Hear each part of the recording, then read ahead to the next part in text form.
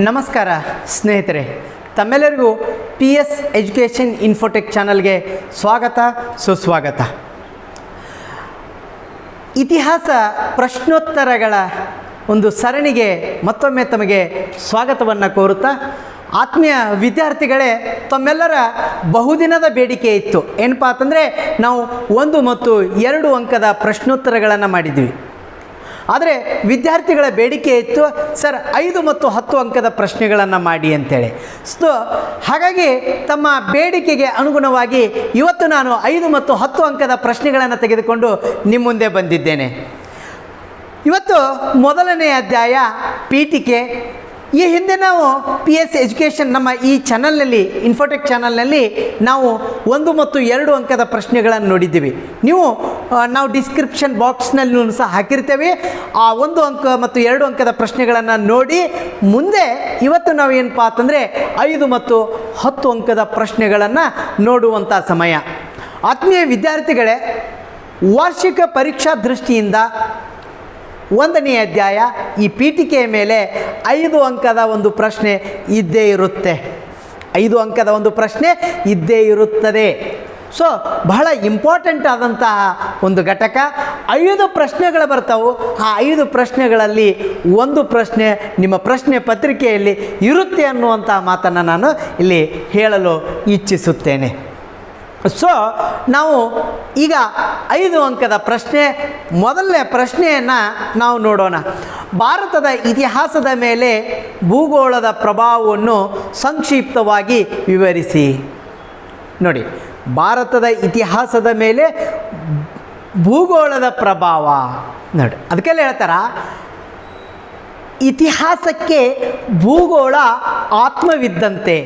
ಭೌಗೋಳಿಕ ಜ್ಞಾನದ ಅವಶ್ಯಕತೆ ಒಬ್ಬ ರಾಜನಿಗೆ ಅತಿ ಅವಶ್ಯಕ. ಇತಿಹಾಸ ಬಿಟ್ಟು ಭೂಗೋಳವಿಲ್ಲ, ಭೂಗೋಳ ಬಿಟ್ಟು ಇತಿಹಾಸವಿಲ್ಲ ಅನ್ನುವಂಥ ಮಾತು ನಾವಿಲ್ಲಿ ನೆನಪಿಸಬೇಕಾಗುತ್ತದೆ. ಯಾಕಂದರೆ ಒಂದು ಉದಾಹರಣೆಯನ್ನು ಹೇಳಿ ನಾನು ಈ ಉತ್ತರದ ಕಡೆ ಹೋಗ್ತೀನಿ. ಏನಾಗುತ್ತೆ, ಭೂಗೋಳದ ಜ್ಞಾನ ಒಬ್ಬ ರಾಜನಿಗೆ ಇರದೇ ಹೋದರೆ ಏನಾಗುತ್ತೆ ಅನ್ನುವಂಥದ್ದು. ಅಲೆಕ್ಸಾಂಡರ್ ಭಾರತದ ಮೇಲೆ ದಾಳಿ ಮಾಡಿದ್ದ. ಭಾರತದ ರಾಜ ಪೌರ, ಆ ಇಬ್ಬರ ನಡುವೆ ಹೈಡಸ್ಪಸ್ ಕದನ ನಡೆಯುತ್ತೆ ಜೇಲಂ ನದಿಯ ದಂಡೆಯ ಮೇಲೆ. ಆತ ಆರಿಸಿಕೊಂಡಂತಹ ಭೂಭಾಗ ಏನಾಗಿತ್ತು? ತೆಗ್ಗು ಪ್ರದೇಶದಿಂದ ಕೂಡಿತ್ತು. ರಾತ್ರಿ ವಿಪರೀತವಾದಂತಹ ಜೋರಾದಂತಹ ಮಳೆ ಬತ್ತು. ಪರಿಣಾಮ ಪೌರನ ರಥಗಳು ಆ ಕೆಸರಿನಲ್ಲಿ ಹೋಗಲಾರದೆ, ಬಾಣಗಳನ್ನು ಭೂಮಿಯ ಮೇಲಿಟ್ಟು ಹೊಡೆಯಲಾರದೆ ಯುದ್ಧದಲ್ಲಿ ಪೌರ ಸೋತಿರುವಂತಹದ್ದನ್ನು ನಾವು ನೋಡ್ತೇವೆ. ಹೀಗೆ ಇತಿಹಾಸದಲ್ಲಿ ಇಂಥವು ಸಾಕಷ್ಟು ಉದಾಹರಣೆಗಳದಾವೆ. ಹಾಗಾಗಿ ಇತಿಹಾಸ ಮತ್ತು ಭೂಗೋಳ ಒಂದಕ್ಕೊಂದು ಅವಿನಾನುಭಾವವಾದಂಥ ಸಂಬಂಧ ಹೊಂದಿರುವಂತಹದ್ದನ್ನು ನಾವು ನೋಡ್ತೇವೆ. ನಾನು ಈಗ ನೋಡ್ತೀನಿ, ಭಾರತದ ಇತಿಹಾಸದ ಮೇಲೆ ಭೂಗೋಳದ ಪ್ರಭಾವವನ್ನು ಸಂಕ್ಷಿಪ್ತವಾಗಿ ವಿವರಿಸಿ. ಭಾರತದ ಒಟ್ಟು ವಿಸ್ತೀರ್ಣ 32,87,263 ಚದರ ಕಿಲೋಮೀಟರ್. ಪ್ರಪಂಚದ ಒಟ್ಟು ಭೂಭಾಗದಲ್ಲಿ 2.4% ಭೂಭಾಗವನ್ನು ಭಾರತ ಹೊಂದಿದ್ದು ಜನಸಂಖ್ಯೆಯಲ್ಲಿ ಭಾರತ 2ನೇ ಅತಿ ದೊಡ್ಡ ರಾಷ್ಟ್ರವಾಗಿದೆ. ಇಂಥ ಭಾರತ ಒಟ್ಟು 15,200 ಕಿಲೋಮೀಟರ್ ಭೂಗಡಿಯನ್ನು ಹೊಂದಿರುವಂತಹದ್ದನ್ನು ನಾವು ನೋಡ್ತೇವೆ. ಇದು ಏಷ್ಯಾ ಖಂಡದಲ್ಲಿ ಬರುತ್ತೆ ಅನ್ನುವಂತಹದ್ದು ನಾವು ನೋಡಿದ್ದೇವೆ. ಹೌದಾ? ಈಗ ನಾವು ನೋಡೋಣ ಭಾರತದ ಭೌಗೋಳಿಕ ಲಕ್ಷಣಗಳನ್ನು. ನಾವು ಮುಖ್ಯವಾಗಿ ಹಿಮಾಲಯದ ಪರ್ವತ ಪ್ರದೇಶಗಳು, ಉತ್ತರದ ಹಿಮಾಲಯ, ಮರುಭೂಮಿ, ದಕ್ಕನ್ ಪ್ರಸ್ಥಭೂಮಿ ಮತ್ತು ಕರಾವಳಿ ಮತ್ತು ದ್ವೀಪಗಳು ಅಂಥೇಳಿ ವಿಂಗಡಣೆ ಮಾಡಿದ್ದೇವೆ. ನೋಡ್ರಿ, ಹಿಮಾಲಯ ಹಿಮಾಲಯದ ಪ್ರಭಾವ ಭಾರತದ ಮೇಲೆ ಏನಾಯಿತು?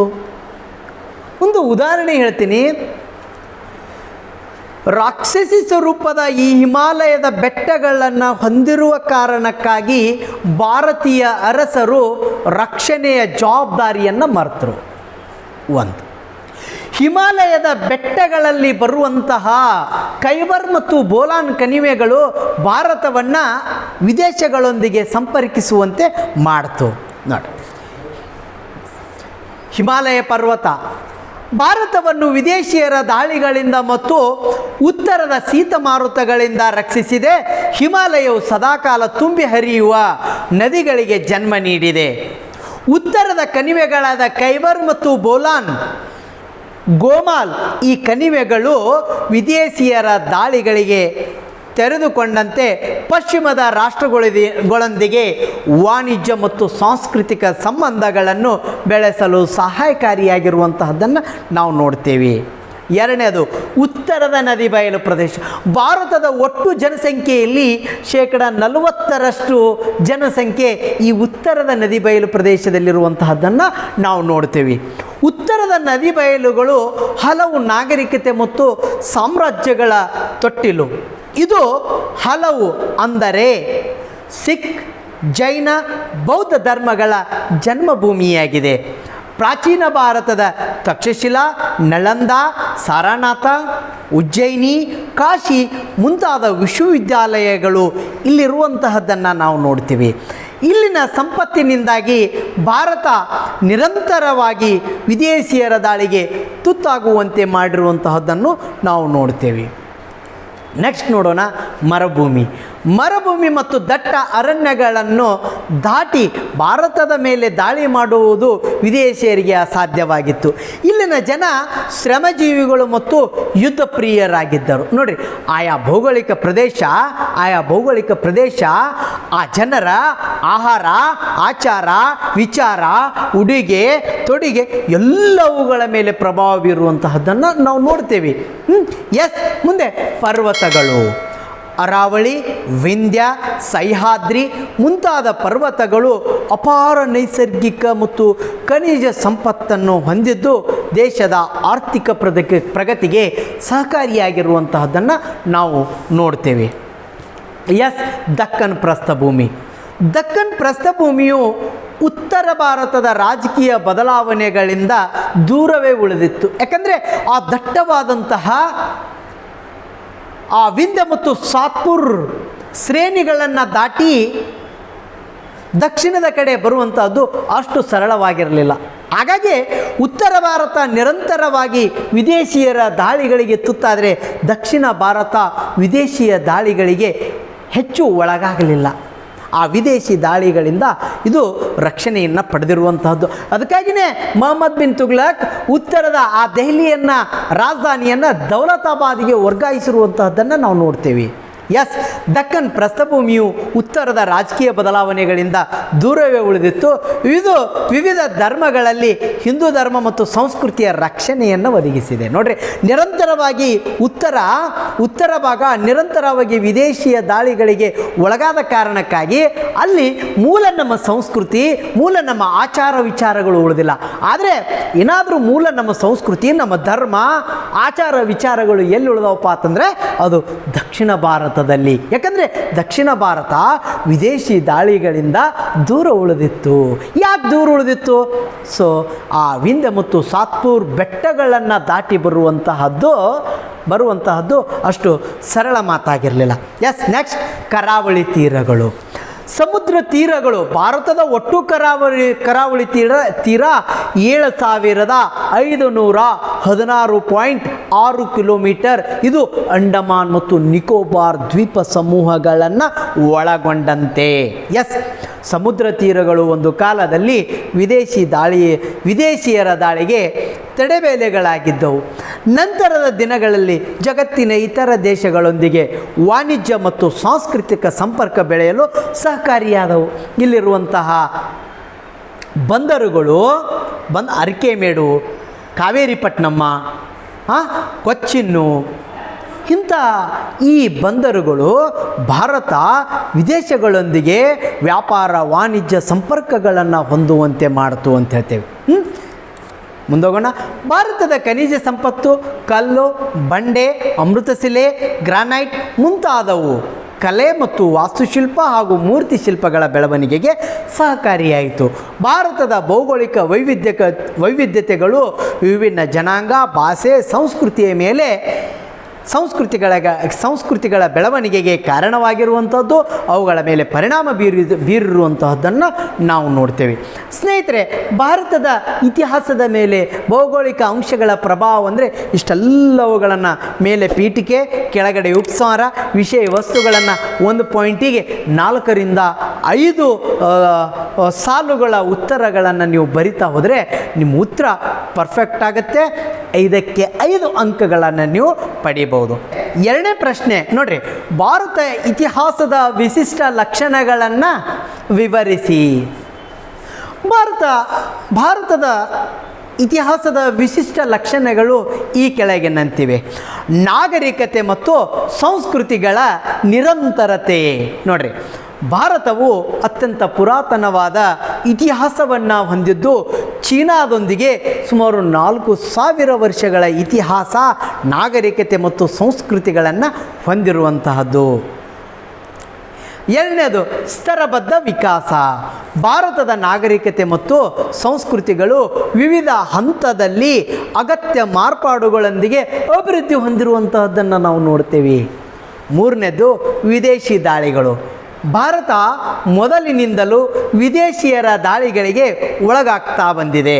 ಗ್ರೀಕರು, ಪರ್ಷಿಯನ್ನರು, ಅರಬ್ಬರು ಹೀಗೆ ಮುಂತಾದ ವಿದೇಶಿಯರು ಭಾರತದ ಮೇಲೆ ನಿರಂತರವಾಗಿ ದಾಳಿ ಮಾಡಿರುವಂಥದ್ದನ್ನು ನಾವು ನೋಡ್ತೇವೆ. ಅದಕ್ಕೆಲ್ಲ ಹೇಳ್ತಾರೆ ಭಾರತಕ್ಕೆ ವಿದೇಶಿ ದಾಳಿಗಳು ಹೊಸದಲ್ಲ. ಎಸ್, ಭಾರತೀಯರ ಮೇಲೆ ಪ್ರಭಾವ ಬೀರಿ ಭಾರತೀಯ ಸಂಸ್ಕೃತಿಗೆ ಅನೇಕ ಕೊಡುಗೆಗಳನ್ನು ನೀಡಿರುವಂಥದ್ದನ್ನು ನಾವು ನೋಡ್ತೇವೆ. ನೋಡ್ರಿ, ಭಾರತ ವಿದೇಶಿ ದಾಳಿಗಳಿಂದ ಒಳ್ಳೆಯ ಪರಿಣಾಮವನ್ನು ಆಗಿರುವಂತಹದ್ದನ್ನು ನೋಡ್ತೇವೆ, ಕೆಟ್ಟ ಪರಿಣಾಮವೂ ಆಗಿರುವಂತಹದ್ದನ್ನು ನೋಡಿ. ಭಾರತ ಸಂಪತ್ತು ವಿದೇಶಕ್ಕೆ ಹೋಯಿತು ಅನ್ನುವುದನ್ನು ನಾವು ನೋಡಿದಾಗ ಭಾರತದ ಆಯುರ್ವೇದ, ಭಾರತದ ಯೋಗ, ಭಾರತದ ಗಣಿತ, ಭಾರತದ ವಿಜ್ಞಾನ ಪ್ರಪಂಚಕ್ಕೆ ಹೋಗಿರುವಂತಹದ್ದನ್ನು ನಾವು ನೋಡ್ತೇವೆ. ಎಸ್, ಮುಂದೆ ಹೋಗೋಣ. ಪ್ರಬಲ ಮತ್ತು ಸಹಿಷ್ಣುತಾವಾದ ಹಿಂದೂ ಧರ್ಮ. ಭಾರತವು ಹಿಂದೂ, ಜೈನ, ಬೌದ್ಧ, ಸಿಖ್, ಇಸ್ಲಾಂ, ಕ್ರೈಸ್ತ ಮುಂತಾದ ಧರ್ಮಗಳ ತವರೂರು. ನೋಡಿ, ಇಲ್ಲಿ ಕೇವಲ ಒಂದು ಧರ್ಮ ಇಲ್ಲ, ಹಲವು ಧರ್ಮಗಳನ್ನು ಹೊಂದಿರುವಂಥ ದೇಶ. ಹಿಂದೂ ಧರ್ಮವೇ ಪ್ರಬಲ ಧರ್ಮವಾಗಿದ್ದರೂ ಕೂಡ ಇತರೆ ಧರ್ಮಗಳನ್ನು ಸಹಿಷ್ಣುತಾ ಭಾವನೆಯಿಂದ ನೋಡಿರುವಂಥದ್ದನ್ನು ನೋಡ್ತೇವೆ. ಏಕೆಂದರೆ ನಮ್ಮ ಹಿಂದೂ ಧರ್ಮದ ಒಂದು ತತ್ವ ಇದೆ, ಏನಂದರೆ ವಸುದೈವ ಕುಟುಂಬಂ. ವಸುದೈವ ಕುಟುಂಬದಲ್ಲಿ ನಂಬಿಕೆಯನ್ನು ಹೊಂದಿರುವಂತಹದ್ದನ್ನು ನಾವು ನೋಡ್ತೇವೆ. ಎಸ್, ಜಗತ್ತಿಗೆ ಕೊಡುಗೆಗಳು. ಭಾರತ ಜಗತ್ತಿಗೆ ಕಲೆ, ವಾಸ್ತುಶಿಲ್ಪ, ಸಾಹಿತ್ಯ, ತತ್ವಜ್ಞಾನ, ಸಂಗೀತ, ನೃತ್ಯ, ಗಣಿತ, ವೈದ್ಯ, ವಿಜ್ಞಾನ, ಯೋಗ, ಆಯುರ್ವೇದ ಮೊದಲಾದವುಗಳಲ್ಲಿ ಅಪೂರ್ವ ಕೊಡುಗೆಗಳನ್ನು ನೀಡಿರುವಂತಹದ್ದನ್ನು ನಾವು ನೋಡ್ತೇವೆ. ಉದಾಹರಣೆಗೆ ಹೇಳಬೇಕಾದ್ರೆ ಆರ್ಯಭಟ್ಟ ಭೂಮಿ ಸೂರ್ಯನ ಸುತ್ತ ಸುತ್ತುತ್ತದೆ ವಿನ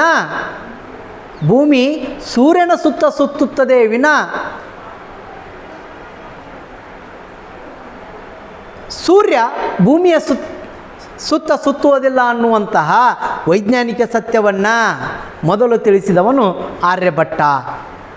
ಹಾಗೆಯೇ ಆಯುರ್ವೇದವನ್ನು ಜಗತ್ತಿಗೆ ಪರಿಚಯಿಸಿರುವಂತಹದ್ದನ್ನು ನೋಡ್ತೇವೆ. ಅಜಂತ ಎಲ್ಲೋರಾದಂತಹ ಮಹಾನ್ ಕಲೆ, ವಾಸ್ತುಶಿಲ್ಪವನ್ನು ನಾವು ನೋಡ್ತೇವೆ.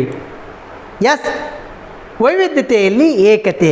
ಭಾರತವು ಭೌಗೋಳಿಕ ವೈವಿಧ್ಯತೆಯೊಂದಿಗೆ ಮಾನವ ಚಟುವಟಿಕೆಯ ಪ್ರತಿಯೊಂದು ರಂಗದಲ್ಲಿಯೂ ವೈವಿಧ್ಯತೆಯನ್ನು ಹೊಂದಿದ್ದರೂ ಏಕತೆಯನ್ನು ಸಾಧಿಸಿರುವಂಥದ್ದನ್ನು ನಾವು ನೋಡ್ತೇವೆ. ಎಸ್, ಮೂರನೇ ಪ್ರಶ್ನೆ, ವೈವಿಧ್ಯತೆಯಲ್ಲಿ ಏಕತೆ ಭಾರತದ ಪ್ರಮುಖ ಲಕ್ಷಣ ವಿವರಿಸಿ.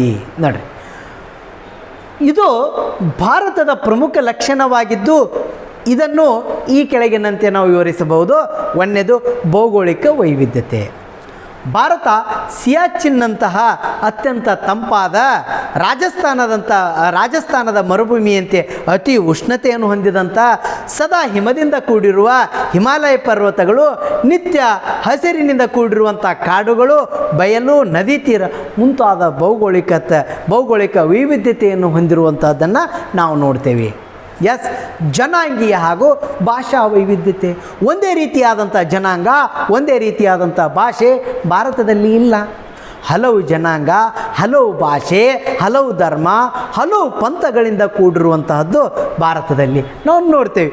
ಭಾರತದಲ್ಲಿ ದ್ರಾವಿಡ, ನಿಗ್ರೋ, ಮಂಗೋಲಿಯನ್, ಅಲ್ಫೈನ್ಸ್ ಮುಂತಾದ ಜನಾಂಗಗಳಿರುವಂತಹದ್ದನ್ನು, 1600ಕ್ಕೂ ಹೆಚ್ಚು ಭಾಷೆಗಳಿರುವಂತಹದ್ದನ್ನು, 3000ಗಳಿಗಿಂತಲೂ ಹೆಚ್ಚಿನ ಜಾತಿ ಪಂಥಗಳಿರುವಂತಹದ್ದನ್ನು ನಾವು ನೋಡ್ತೇವೆ.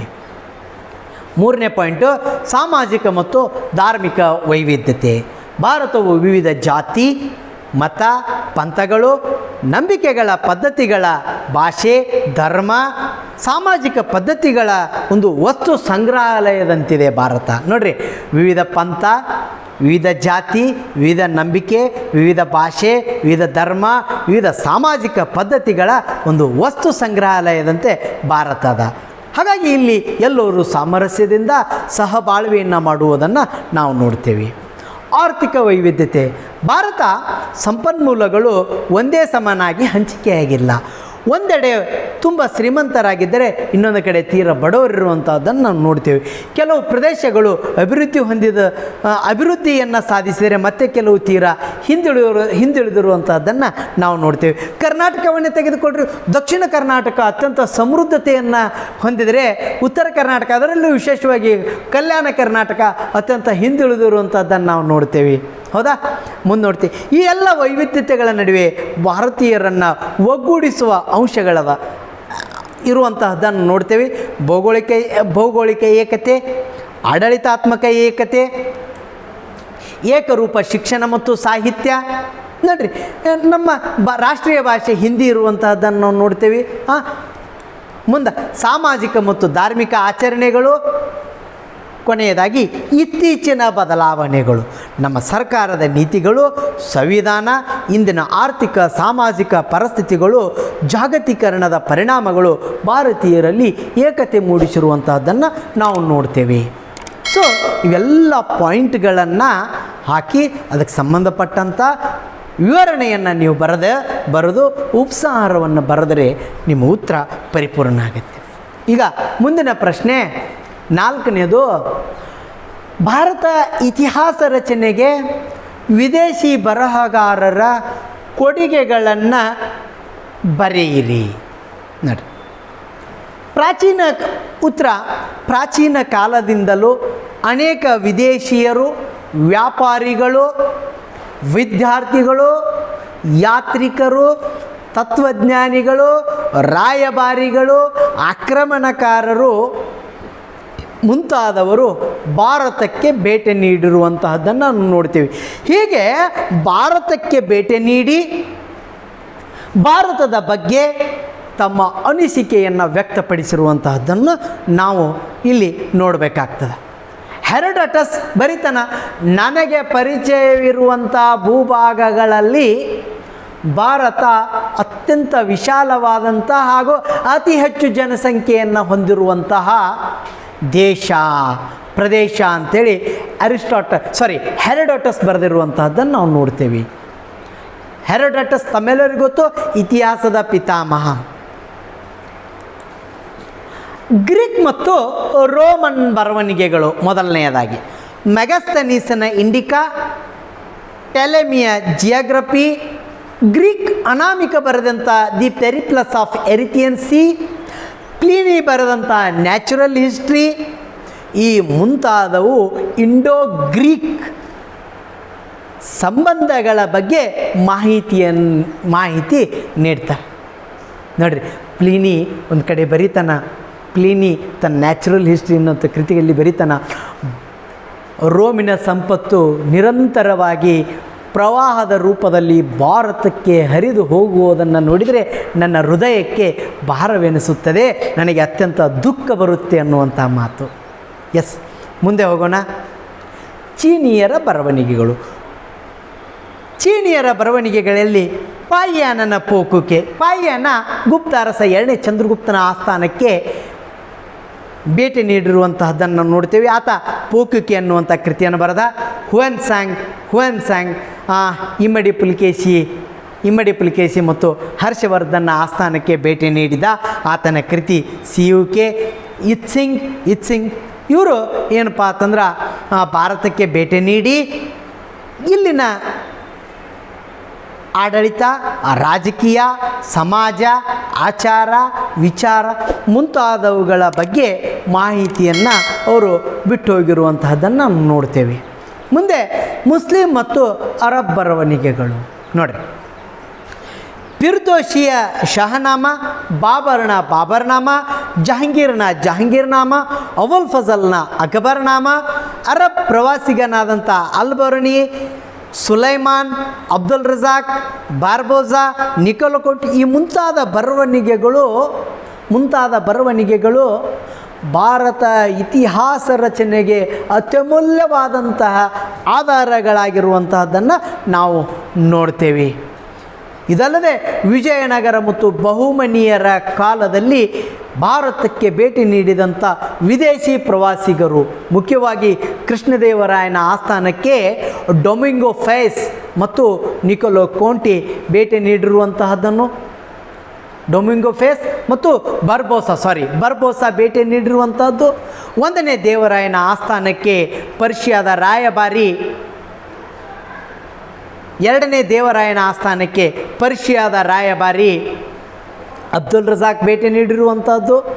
ಹೀಗೆ ಹಲವು ವಿದೇಶಿಯರ ಅವರ ಅನಿಸಿಕೆ, ಅವರ ಅನುಭವಗಳ ಆಧಾರದ ಮೇಲೆ ಭಾರತದ ಇತಿಹಾಸವನ್ನು ನಾವು ನೋಡ್ತೀವಿ. ಸ್ನೇಹಿತರೆ, ಒಂದು ವಿಚಾರ ಹೇಳ್ತೀನಿ.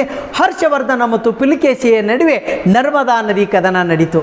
ನರ್ಮದಾ ನದಿಯ ದಂಡೆಯ ಮೇಲೆ ಕದನ ನಡೀತು. ಈ ಕದನದಲ್ಲಿ ಏನಾಯ್ತಪ್ಪ ಅಂತಂದ್ರೆ, ಪುಲಿಕೇಶಿ ತನ್ನ ದಾಖಲೆಗಳಲ್ಲಿ ನಾನು ಹರ್ಷನನ್ನು ಸೋಲಿಸಿದೆ ಅಂತ ಹೇಳಿ ಬರೆದ. ಹರ್ಷ ತನ್ನ ದಾಖಲೆಗಳಲ್ಲಿ ನಾನು ಪುಲಿಕೇಶಿಯನ್ನು ಸೋಲಿಸಿದೆ ಅಂತ ಬರೆದ. ಆಗ ವಿದೇಶಿ ಬರಹಗಾರನಾದಂಥ, ಚೀನಿ ಬರಹಗಾರನಾದಂಥ ಹುಯೆನ್ ಸಾಂಗ್ ತನ್ನ ಸಿಯುಕೆಯಲ್ಲಿ ಬರಿತಾನೆ, ಪುಲಿಕೇಶಿಯ ಸೈನ್ಯ ಹರ್ಷನ ಸೈನ್ಯದ ಮೇಲೆ ದಾಳಿ ಮಾಡಿದಾಗ ಹರ್ಷ ಹಾರಿ ಹೋಯಿತು. ನೋಡಿ ಎಂಥ ಮಾತು. ಇನ್ನು ನಮಗೆ ಗೊತ್ತಾಗತ್ತೆ ಅಂದರೆ ಹರ್ಷ ಪುಲಿಕೇಶಿಯ ಕೈಯಲ್ಲಿ ಸೋತ ಅನ್ನುವಂತಹ ಮಾತು. ಹೀಗೆ ಹಲವು ಮಹತ್ವದ ದಾಖಲೆಗಳು ವಿದೇಶಿ ಬರವಣಿಗೆಗಳಿಂದ ನಾವು ತೆಗೆದುಕೊಳ್ತೇವೆ. ಮುಂದಿನ ಪ್ರಶ್ನೆ, ಭಾರತ ಇತಿಹಾಸದ ರಚನೆಗೆ ಪ್ರಾಕ್ತನ ಆಧಾರಗಳ ಮಹತ್ವವನ್ನು ಬರೆಯಿರಿ. ನೋಡ್ರಿ, ಪ್ರಾಚೀನ ಮಾನವರ ಜೀವನ ಮತ್ತು ಚಟುವಟಿಕೆಗಳ ಅವಶೇಷಗಳನ್ನು ಪ್ರಾಕ್ತನ ಅಥವಾ ಪುರಾತತ್ವ ಆಧಾರಗಳೆಂದು ಕರೆಯುತ್ತೇವೆ. ಈ ಪ್ರಾಕ್ತನ ಆಧಾರಗಳಲ್ಲಿ ಉತ್ಖನನಗಳು, ಶಾಸನಗಳು, ಸ್ಮಾರಕಗಳು, ನಾಣ್ಯಗಳು, ವರ್ಣಚಿತ್ರಗಳು ಬರುವಂಥದ್ದನ್ನು ನಾವು ನೋಡ್ತೇವೆ. ಒಂದನೇದು ಉತ್ಖನನಗಳು. ಆಧಾರಗಳನ್ನು ವೈಜ್ಞಾನಿಕವಾಗಿ ಹೆಕ್ಕಿ ತೆಗೆಯುವಂಥ ವಿಧಾನಕ್ಕೆ ಉತ್ಖನನಗಳು ಅಂತೇಳಿ ಕರಿತೇವೆ.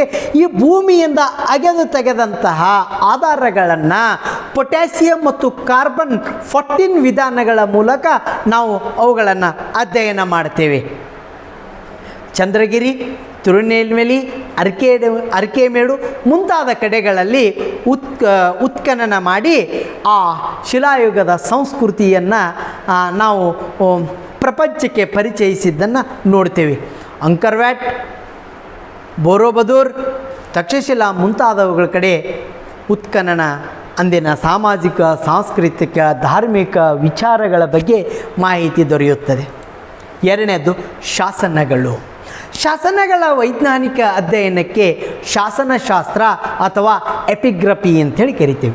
ಶಾಸನಗಳು ಸಾಮಾನ್ಯವಾಗಿ ಸಮಕಾಲೀನವಾಗಿದ್ದು ಆ ಘಟನೆಗಳೊಂದಿಗೆ ನೇರ ಸಂಬಂಧಗಳನ್ನು ಹೊಂದಿರುವ ಕಾರಣಕ್ಕಾಗಿ ಶಾಸನಗಳನ್ನು ಅತ್ಯಂತ ನಂಬಲರ್ಹ ಆಧಾರಗಳೆಂದು ಪರಿಗಣಿಸಲಾಗುತ್ತದೆ. ಭಾರತದಲ್ಲಿ ಶಾಸನಗಳನ್ನು ಮೊದಲು ಹೊರಡಿಸಿದವನು ಮೌರ್ಯ ಚಕ್ರವರ್ತಿ ಅಶೋಕ. ಹೀಗಾಗಿ ನಾವು ಅಶೋಕನನ್ನು ಶಾಸನಗಳ ಪಿತಾಮಹ ಅಂಥೇಳಿ ಕರೀತೇವೆ. ಬೇಸಿಕಲಿ ನಾವು ಶಾಸನಗಳ ಕೆತ್ತುವ ಕಲೆಯನ್ನು ನಾವು ಪರ್ಷಿಯನ್ನರಿಂದ ಕಲಿತಿದ್ದೇವೆ. ಶಾಸನಗಳನ್ನು ಸಂಸ್ಕೃತ, ಪ್ರಾಕೃತ, ಪಾಳಿ, ಕನ್ನಡ ಮುಂತಾದ ಭಾಷೆಗಳಲ್ಲಿ ರಚಿಸಲಾಗಿದೆ. ಪ್ರಮುಖ ಶಾಸನಗಳು ಕಾರ್ವೆಲ್ನ ಹಾದಿಗುಂಪಾ ಶಾಸನ, ಸಮುದ್ರಗುಪ್ತನ ಅಲಹಾಬಾದ್ ಸ್ತಂಭ ಶಾಸನ, ಪುಲಿಕೇಶಿಯ ಐಹೊಳೆ ಶಾಸನ, ಹಾಗೆಯೇ ಗುಪ್ತ ಅರಸ ಎರಡನೇ ಚಂದ್ರಗುಪ್ತನ ಆ ಕಬ್ಬಿಣದ ಸ್ತಂಭ ಶಾಸನ, ಅದಕ್ಕೆ ಮೆಹರುಲಿ ಸ್ತಂಭ ಶಾಸನ ಅಂಥೇಳಿ ಕರಿತೀವಿ. ಸ್ಮಾರಕಗಳು ಐತಿಹಾಸಿಕ ಮಹತ್ವದ ನಿವೇಶನೆಗಳು ಮತ್ತು ರಚನೆಗಳನ್ನು ನಾವು ಸ್ಮಾರಕಗಳು ಅಂಥೇಳಿ ಕರಿತೇವೆ. 1472ರಲ್ಲಿ ಮಹಮ್ಮದ್ ಗವಾನ್ ಬೀದರ್ನಲ್ಲಿ ಮದರ್ಸಾ ಕಾಲೇಜು ಕಟ್ಟಡವನ್ನು ಕಟ್ಟಿರುವಂತಹದ್ದು ನೋಡ್ತೇವೆ. ನೋಡ್ರಿ, ದೇವಾಲಯಗಳು, ಅರಮನೆಗಳು, ಗುಹೆಗಳು, ಕೋಟೆಗಳು, ಬಸದಿಗಳು ಮುಂತಾದವುಗಳು ಸ್ಮಾರಕಗಳಿಗೆ ಉದಾಹರಣೆಯಾಗಿರುವಂತಹದ್ದು. ಅಜಂತ, ಎಲ್ಲೋರ ಗುಹೆಗಳು, ಬೇಲೂರು, ಹಳೆಬೀಡು, ಹಂಪೆ ಮುಂತಾದವುಗಳನ್ನು ದೇವಾಲಯಗಳು ಈ ಭಾರತದ ಸಾಂಸ್ಕೃತಿಕ ಪರಂಪರೆಯನ್ನು ತಿಳಿದುಕೊಳ್ಳಲು ಇವು ಸಹಕಾರಿಯಾಗಿರುವಂತಹದ್ದನ್ನು ನಾವು ನೋಡ್ತೇವೆ. ನೋಡ್ರಿ, ಭಾರತ ಒಂದಾನೊಂದು ಕಾಲದಲ್ಲಿ ಶಿಕ್ಷಣಕ್ಕೆ ಎಷ್ಟು ಹೆಸರುವಾಸಿಯಾಗಿತ್ತಂದ್ರೆ, ನಾವು ಹೇಗೆ ಇವತ್ತು ಶಿಕ್ಷಣವನ್ನು ಪಡೆಯಲು ಇಂಗ್ಲೆಂಡ್, ಅಮೇರಿಕಾ, ಫ್ರಾನ್ಸ್ ಮುಂತಾದ ಐರೋಪ್ಯ ರಾಷ್ಟ್ರಗಳಿಗೆ, ಹೊರದೇಶಗಳಿಗೆ ಹೋಗ್ತೇವಲ್ಲ, ಹಾಗೆ ಪ್ರಪಂಚದ ಬೇರೆ ಬೇರೆ ಭಾಗಗಳಿಂದ ಭಾರತಕ್ಕೆ ಶಿಕ್ಷಣವನ್ನು ಪಡೆಯಲು ಬರ್ತಾಯಿದ್ರು. ಆ ಪ್ರಪಂಚದ ಪ್ರಥಮ ವಸತಿ ವಿಶ್ವವಿದ್ಯಾಲಯ ನಮ್ಮ ನಳಂದ ವಿಶ್ವವಿದ್ಯಾಲಯ. ಅಲ್ಲಿ ಎಷ್ಟು ಪುಸ್ತಕಗಳ ಸಂಗ್ರಹ ಇತ್ತು ಅನ್ನೋದಕ್ಕೆ ಹೇಳ್ತಾರೆ ಇತಿಹಾಸಕಾರರು. ಬಕ್ತಿಯಾರ್ ಖಿಲ್ಜಿ ನಳಂದ ವಿಶ್ವವಿದ್ಯಾಲಯವನ್ನು ನಾಶ ಮಾಡಿ ಅಲ್ಲಿನ ಗ್ರಂಥಾಲಯಕ್ಕೆ ಬೆಂಕಿಯನ್ನು ಹಚ್ಚಿದಾಗ ಆ ಬೆಂಕಿ ಸುಮಾರು 6 ತಿಂಗಳ ಕಾಲ ಉರಿಯಿತು ಅಂತ. ನೋಡ್ರಿ, ಎಂಥ ಒಂದು ಅದ್ಭುತ ಇರುವಂಥದ್ದು. ನಾಣ್ಯಗಳ ವೈಜ್ಞಾನಿಕ ಅಧ್ಯಯನಕ್ಕೆ ನಾಣ್ಯಶಾಸ್ತ್ರ ಅಥವಾ ನ್ಯೂಸ್ಮೆಟಿಕ್ ಅಂಥೇಳಿ ಕರಿತೇವೆ. ನಾಣ್ಯಗಳು ರಾಜನ ಹೆಸರು, ಕಾಲ, ರಾಜವಂಶ, ರಾಜನ ಬಿರುದು, ಆ ಸಾಮ್ರಾಜ್ಯದ ವಿಸ್ತಾರ, ಗಡಿ ಮುಂತಾದವುಗಳ ಬಗ್ಗೆ ಮಾಹಿತಿ ನೀಡುತ್ತವೆ. ಉದಾಹರಣೆಗೆ ಸಮುದ್ರಗುಪ್ತ ಹೊರಡಿಸಿದ 8 ಮಾದರಿಯ ನಾಣ್ಯಗಳ ಆಧಾರದ ಮೇಲೆ ಸಮುದ್ರಗುಪ್ತ ಅಶ್ವಮೇಧ ಯಾಗವನ್ನು ಮಾಡ್ದ, ಸಮುದ್ರಗುಪ್ತ ಸಂಗೀತ ಪ್ರಿಯನಾಗಿದ್ದ ಅನ್ನುವಂತಹದ್ದನ್ನು ನಾವು ತಿಳಿದುಕೊಳ್ತೇವೆ. ಮುಂದೆ ಹೋಗೋಣ. ವರ್ಣಚಿತ್ರಗಳು. ವಿವಿಧ ಕಾಲಕ್ಕೆ ಸೇರಿದ ವರ್ಣಚಿತ್ರಗಳು ಆಯಾ ಕಾಲದ ಸಾಮಾಜಿಕ, ಸಾಂಸ್ಕೃತಿಕ, ಧಾರ್ಮಿಕ ವಿಷಯಗಳ ಬಗ್ಗೆ ಅಪಾರವಾದಂತಹ ಮಾಹಿತಿಯನ್ನು ನೀಡುವಂತಹದ್ದು. ಸ್ನೇಹಿತರೆ, ಪೀಠಿಕೆ, ಉಪಸಂಹಾರ, ವಿಷಯ ವಸ್ತು ನೀಟಾಗಿ ಟು ದಿ ಪಾಯಿಂಟ್ ನೀವು ಎಕ್ಸ್ಪ್ಲನೇಷನ್ ಮಾಡಿದ್ರಪ್ಪ ಅಂತಂದರೆ ನಿಮಗೆ 5ಕ್ಕೆ 5 ಅಂಕಗಳು. ಸೊ ಇಲ್ಲಿಯವರೆಗೆ ನಾವು 1ನೇ ಘಟಕಕ್ಕೆ ಸಂಬಂಧಪಟ್ಟಂಥ ಎಲ್ಲ 5 ಅಂಕದ ಪ್ರಶ್ನೆಗಳನ್ನು ನಾವು ನೋಡಿದೇವೆ. ಇಲ್ಲಿ ಈ ಘಟಕದಿಂದ 10 ಅಂಕದ ಪ್ರಶ್ನೆ ಇಲ್ಲ. ಸೊ ಈ 5 ಪ್ರಶ್ನೆಯಲ್ಲಿ ವಾರ್ಷಿಕ ಪರೀಕ್ಷೆಯಲ್ಲಿ ಒಂದು ಕಡ್ಡಾಯವಾಗಿ ಬರುತ್ತೆ. ಅದು ಯಾವುದಂತೂ ಗೊತ್ತಿಲ್ಲ. 5 ಪ್ರಶ್ನೆಗಳನ್ನು ನೀವು ಪ್ರಿಪೇರ್ ಮಾಡಿದರೆ ಒಂದು ಬರುತ್ತೆ. ಸೊ ನೀಟಾಗಿ ಚೆನ್ನಾಗಿ ಪ್ರಿಪ್ರೇಷನ್ ಮಾಡಿಕೊಳ್ಳ್ರಿ. ಇಲ್ಲಿಯವರೆಗೆ ನಮ್ಮ ಈ ಒಂದು ವಿಡಿಯೋ ಲೈಕ್ ಆದರೆ ಶೇರ್ ಮಾಡಿ. ನಮಸ್ಕಾರ, ತಮ್ಮೆಲ್ಲರಿಗೂ ಧನ್ಯವಾದಗಳು.